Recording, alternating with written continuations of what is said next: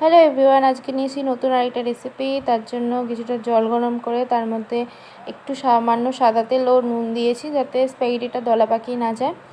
তো তারপর স্প্যাগেটি দিয়ে দিয়েছি। তারপর আরেকটা ফ্রাইং প্যানে কিছুটা তেল গরম করে তার মধ্যে দিয়ে দিয়েছি পেঁয়াজ ও ক্যাপসিকাম ও কাঁচা লঙ্কা কুচি। তারপর এক এক করে লবণ গোলমরিচ দিয়ে ভালো করে ভেজে নিতে হবে।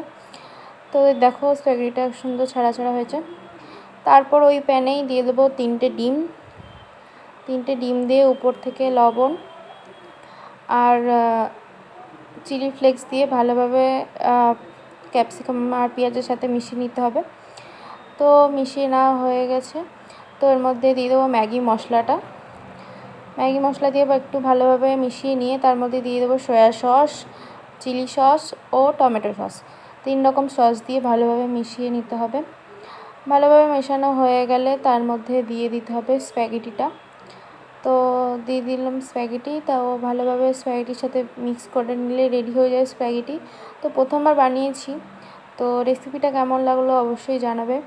ভালো লাগলে চ্যানেলটা অবশ্যই সাবস্ক্রাইব করে দেবে। তো স্প্যাগেটির উপর দিয়ে একটু অরিগানো ছড়িয়ে দিয়েছিলাম। তো উপর থেকে গার্নিশ করেছিলাম পেঁয়াজ আর টমেটো সস দিয়ে।